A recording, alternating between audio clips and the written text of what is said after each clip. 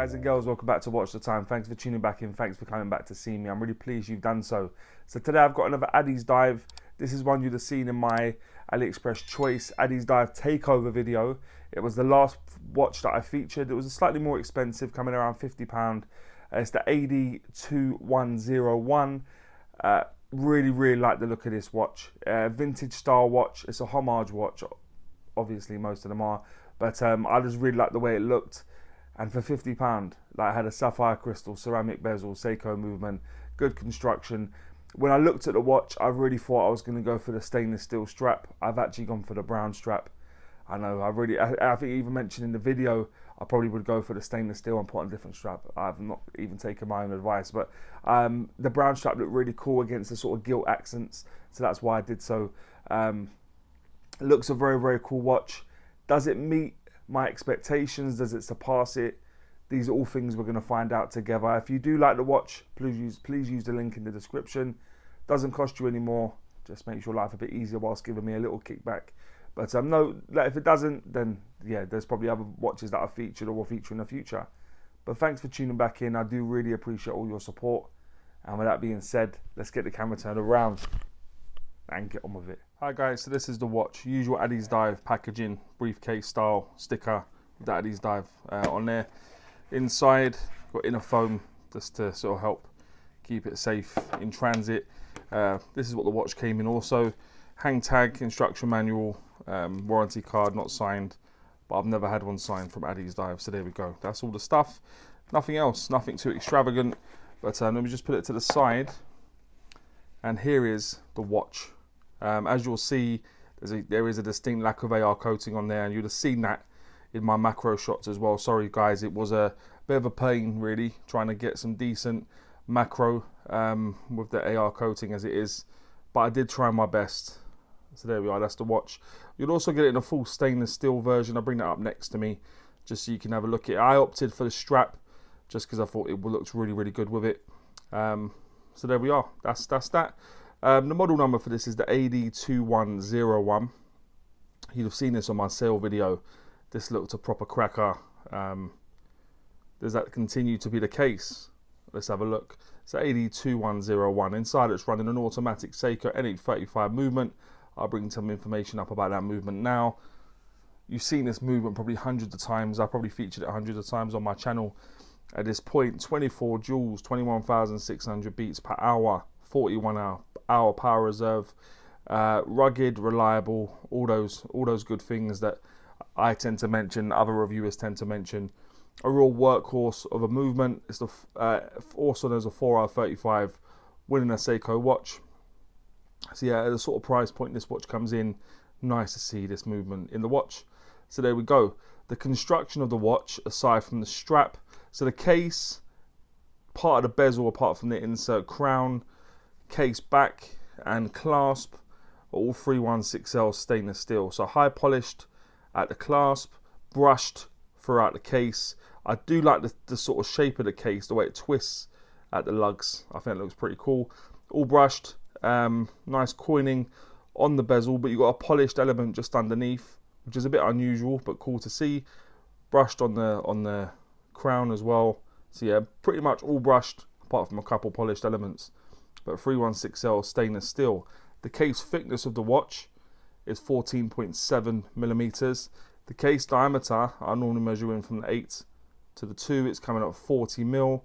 And when you go from 9 to the 3, including the crown, it's coming at 43.2 millimeters. The lug width on this is 20, and the lug to lug, tip to tip, is 46 millimeters. So good proportions there, guys. I think you'll agree. Going to fit a multitude of wrist sizes due to that also.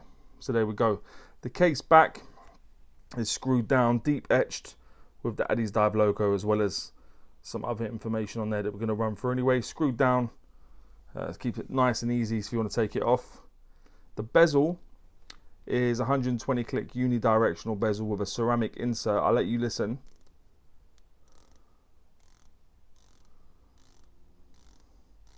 Yeah, it's good, to be honest. Nice resistance, no bounce, no back play, and lines up bang on. As you'll be able to see, the crown is situated at the 3 o'clock position. It's a screw down crown, deep etched, also with the Addiesdive logo on there. The strap is sort of like a leather suede sort of material. Looks like one bit of, but there might be two, and they just sealed it really well, which actually, yeah, you can see there, that's what they've done. Quick release, which was a nice addition to see. Pin buckle clasp, already showed you, no signage on there, which was a bit unusual. Addiesdive tend to be pretty good at signing stuff, but there we go. This crystal covering the dial is a sapphire crystal. As I've said before, it's not got any AR coating on there, or if it has, it hasn't got very much. That's why it's messing around with all the studio lighting that I use. But there we go. The water resistance, you'll be able to make out on the dial, is 200 meters. So that'll give you 20 atmospheres of water resistance, and the weight will appear in the top right. It's just below 84 grams, which, considering it's on sort of like a leather strap, probably isn't a massive surprise.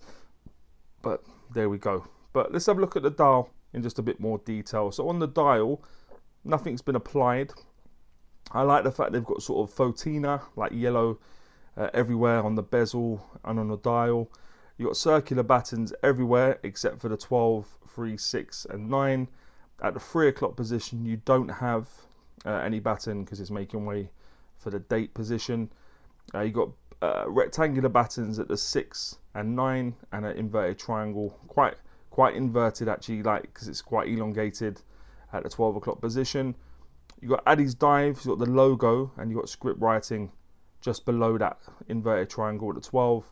You've got automatic 200M just above the batten at the 6 o'clock position. You've got a matte black dial. As I said, you've got a bit of photina.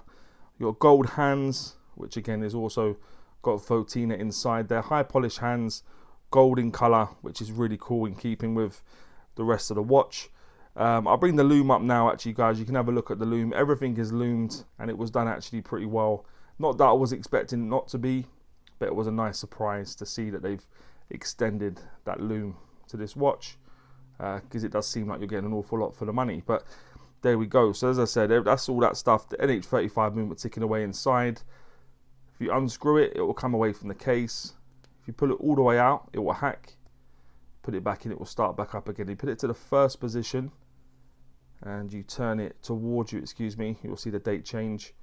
And that's a lot, really. Then you can just screw it back up again. Good size crown, good knurling on there. As you can see with the gloves I'm wearing, it's not even a problem to engage with. So there we go. That's the dial, guys. That's the hands, that's the movement. Not really sure how I feel about the fact it's gone for a stark white. Date might have been nice to have had that a bit darker. Maybe with black and white, right? I don't know. But something a little bit different. But there we go. That's the dial. Let me just pop it on the wrist quickly, give you an idea of what it looks like on my wrist. Okay, so here it is on my wrist, guys. Good size, hugs the wrist nicely because of the dimensions. You've got 3 more holes for it to get tighter, several for it to get looser. So going to fit a multitude of wrist sizes on this strap. But as I say, it does also have the option to come on a stainless steel strap also. So there we are, guys. Okay, so guys and girls, that would now take me on to what I think is pants and pucker about the watch.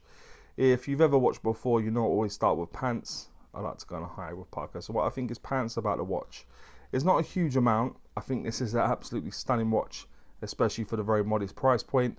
But there's 2 things I'm going to mention. Lack of AR coating. I've never really had this on an Addiesdive from off memory.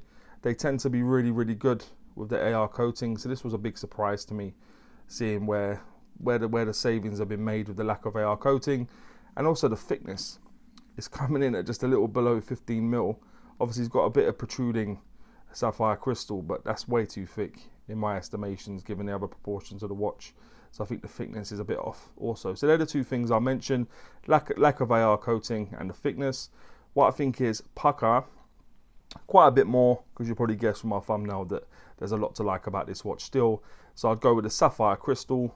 I love a bit of sapphire on my watches. So yeah, for the price, you can't moan for a bit of sapphire. The hands, the gold high polished hands, I feel it really do think complement the watch, where they've gone for the sort of yellow photina everywhere else against that black dial. The hands look very, very nice. The loom's done really, really well, as you would have seen. Addiesdive do decent loom, I can't lie. So the loom was good on this. The movement, to get this Seiko movement in a watch, sort of £50 in and around that, I think it's winning. So the movement, the bezel, yeah, the bezel's fantastic. No bounce, no back play, lines up nicely, as you can see. ceramic as well, so lots and lots to like. The crown, I like the way it's done. I like the way they finished it. Brushed, it looks almost bead blasted as well. So yeah, the crown is good. The case shape, as I've already mentioned, it's all brushed, but I like the way it twists at the lugs. If you see the way it comes round and sort of twists along there, I think that looks really, really cool. Quite unusual. And the price, yeah, like I say, on AliExpress Choice, you could pick this watch up for around £50. About £55 at the time of recording. And I think that's a hell of a lot of watch for the price. So there we go. Let me just surmise what I think is Pukka as I go with the Sapphire crystal, hands, loom, movement, bezel, crown, case shape and price. Fair amount there in there. And would that take me on to would I recommend the watch? And guys and girls, it kind of goes without saying, given the disparity between the Pukka and pants and my thumbnail, I definitely would. I think you're going to be hard pushed to get a better watch for the money in 2023. If there's anything better, please do drop me a message, drop me a link and I'll take a look. But I think this is an absolute banger of a watch. Really, really nice. I like the vintage aesthetic. So yeah, definitely recommend it. But guys and girls, please let me know what you think about this watch. More importantly, and maybe any other watches you may want to see on the channel. And as always say, don't forget to like, subscribe, and always watch the time. Take care, guys. All the very best.